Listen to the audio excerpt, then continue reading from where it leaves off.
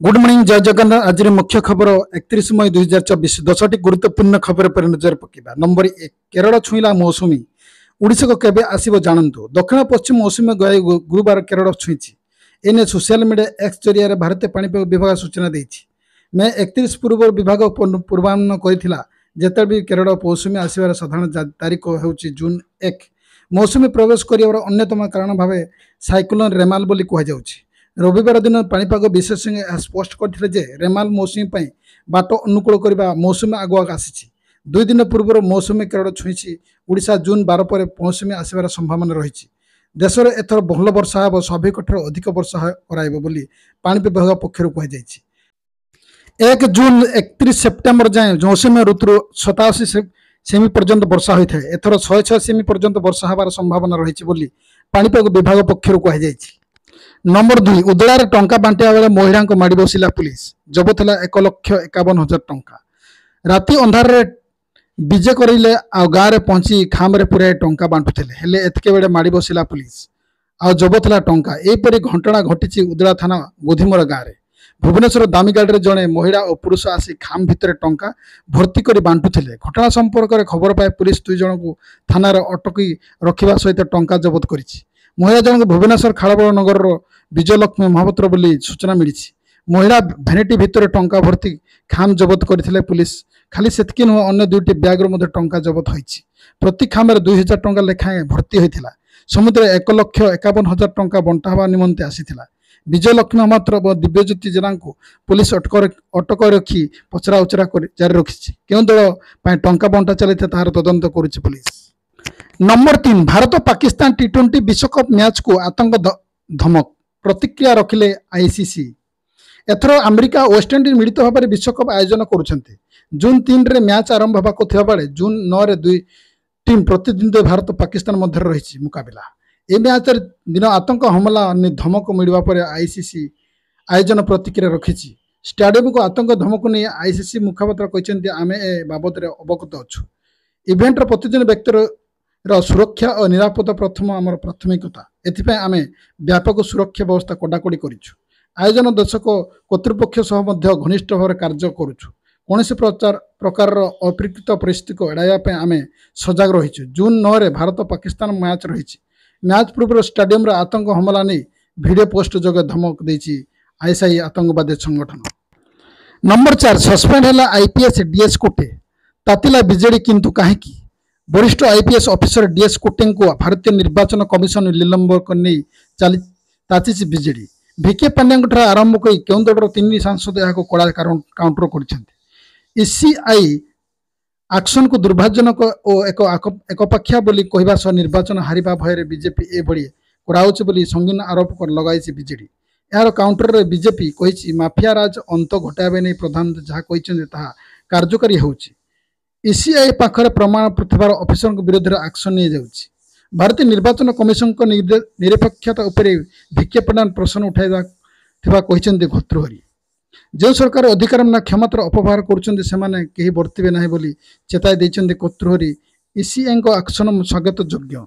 Mafia राज अंत घटाया पर प्रधानमंत्री जहाँ कहते कार्यकारी होउछि बोली कहते वरिष्ठ बीजेपी नेता समीर महांती।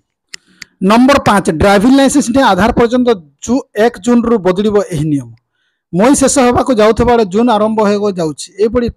स्थिति आधार अपटुडेट नहीं ड्राइविंग लाइसेंस पर्यंत केतेक ये नियम अच्छी जहाँ परिवर्तन होगा जाऊँगी।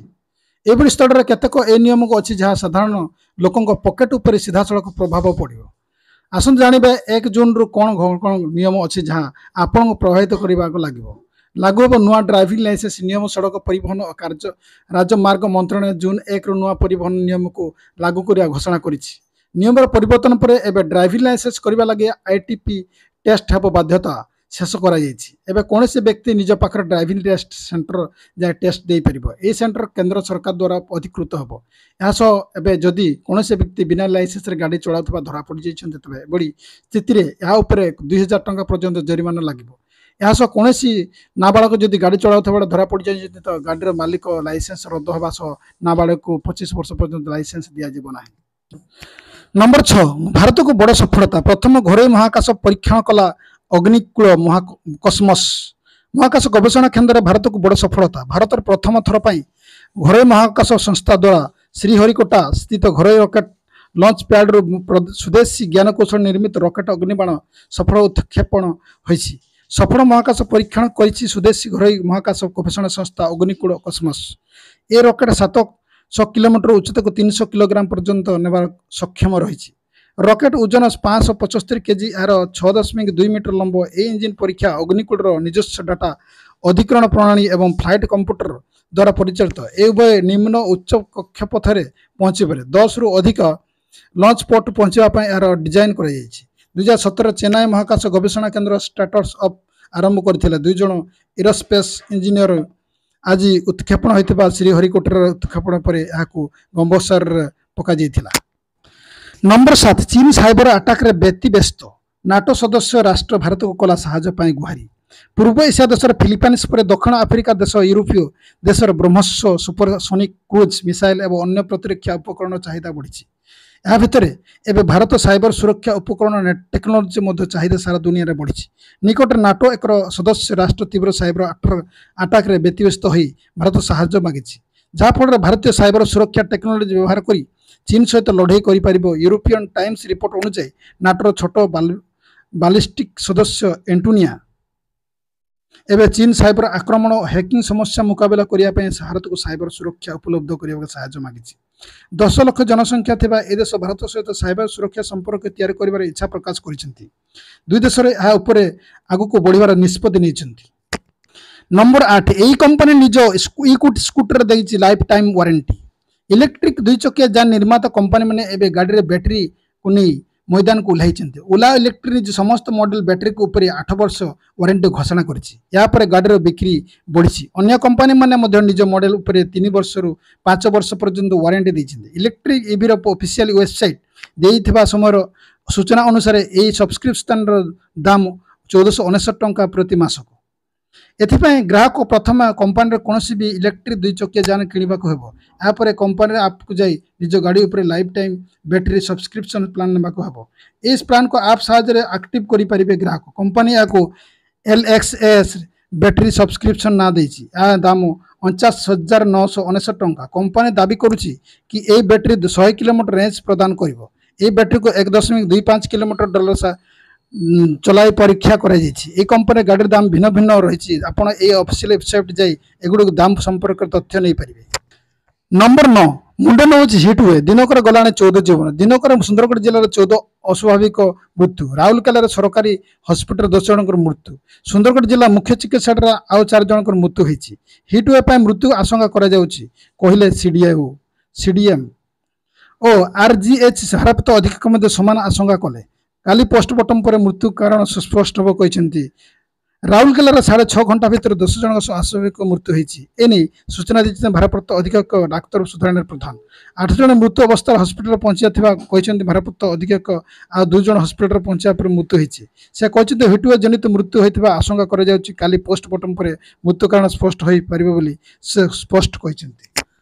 ନମ୍ବର 10 ମୟୂରଭଞ୍ଜ ଲୋକସଭା ବିଧାନସଭା ମତଦାନ પર ପ୍ରଶାସନ ପ୍ରସ୍ତୁତ। ମୟୂରଭଞ୍ଜ ଜିଲ୍ଲା ଶାନ୍ତିପୂର୍ଣ୍ଣ ମତଦାନ ଏବଂ ତ୍ରୁଟିଶୂନ୍ୟ ନିର୍ବାଚନ ପରିଚାଳନା ପାଇଁ ପ୍ରଶାସନ ପ୍ରସ୍ତୁତି ଜାରି ରହିଛି। ଜିଲ୍ଲାର ବାକି 8ଟି ନିର୍ବାଚନ ମଣ୍ଡଳୀ ଏବଂ ମୟୂରଭଞ୍ଜ ଲୋକସଭା କ୍ଷେତ୍ର ପାଇଁ ମତଦାନ ସପ୍ତମ ପର୍ଯ୍ୟାୟ ଆସନ୍ତା ଜୁନ୍ 1 ତାରିଖରେ ହେବାକୁ ଥିବାବେଳେ ଗୁରୁବାର ଦିନ ବାରିପଦା ସ୍ଥିତ MPC ସ୍ୱୟଂଶାସିତ ମହାବିଦ୍ୟାଳୟରେ ହୋଇଥିବା EVM ଆବଣ୍ଟନ କେନ୍ଦ୍ର ପୋଲିଂ ଅଧିକାରୀମାନେ ଜିଲ୍ଲା ବିଭିନ୍ନ ସ୍ଥାନକୁ ହେଉଥିବା ମତଦାନ କେନ୍ଦ୍ରକୁ ଗମନ କରିଛନ୍ତି। ଜିଲ୍ଲା ପ୍ରଶାସନ ପକ୍ଷରୁ ଥିବା ବ୍ୟାପକ ବ୍ୟବସ୍ଥା କରାଯାଇଥିବା ବେଳେ ଗ୍ରୀଷ୍ମ ପ୍ରବାହ ଦୃଷ୍ଟିରେ ରଖି ଆବଣ୍ଟନ କେନ୍ଦ୍ରକୁ ଆବଶ୍ୟକ ପରିମାଣର ଥଣ୍ଡା ପାନୀୟ ଜଳ ବ୍ୟବସ୍ଥା କରାଯାଇଛି। ରାଜ୍ୟ ପୁଲିସ ଓ କେନ୍ଦ୍ରୀୟ ରିଜର୍ଭ ପୁଲିସ ପକ୍ଷରୁ ସମସ୍ତ ସୁରକ୍ଷା ବ୍ୟବସ୍ଥା କଡ଼ାକଡ଼ି ଯନ୍ତ୍ରପାତିର ଏ ବ୍ୟବସ୍ଥାକୁ ନିୟନ୍ତ୍ରଣ କରିବା ପାଇଁ ମଧ୍ୟ ଉତ୍ତମ ବ୍ୟବସ୍ଥା କରାଯାଇଛି। ବିଶେଷ ସୂଚନା ଏହାକି ଜିଲ୍ଲାର ଏ ପ୍ରକ୍ରିୟା ପାଇଁ ସମୁଦାୟ 5ଟି ଭୋଟ ଗଣତି କେନ୍ଦ୍ର ସ୍ଥିର କରାଯାଇଛି। ବାଙ୍ଗିରିପୋଷି ଏବଂ ବଡ଼ସାହି ନିର୍ବାଚନ ମଣ୍ଡଳୀ ପାଇଁ MPC ସ୍ୱୟଂଶାସିତ ମହାବିଦ୍ୟାଳୟ, ବାରିପଦା ନିର୍ବାଚନ ମଣ୍ଡଳୀ ପାଇଁ ଉତ୍କଳମଣି ପଣ୍ଡିତ ଗୋପବନ୍ଧୁ ଶିକ୍ଷକ ଟ୍ରେନିଂ କେନ୍ଦ୍ର, ଉଦଳା ପାଇଁ ଉଦଳା ସ୍ୱୟଂଶାସିତ ମହାବିଦ୍ୟାଳୟ ଓ ସରସକଣା ପାଇଁ ବିଜାତଡ଼ା ପାଇଁ ରାଇରଙ୍ଗପୁର ମହିଳା ମହାବିଦ୍ୟାଳୟ, ଶେଷପୁର ଏବଂ କରଞ୍ଜିଆ କ୍ଷେତ୍ର ପାଇଁ କରଞ୍ଜିଆ ସ୍ୱୟଂଶାସିତ ମହାବିଦ୍ୟାଳୟ ଠାରେ ଭୋଟ ଗଣତି କେନ୍ଦ୍ର ହୋଇଅଛି।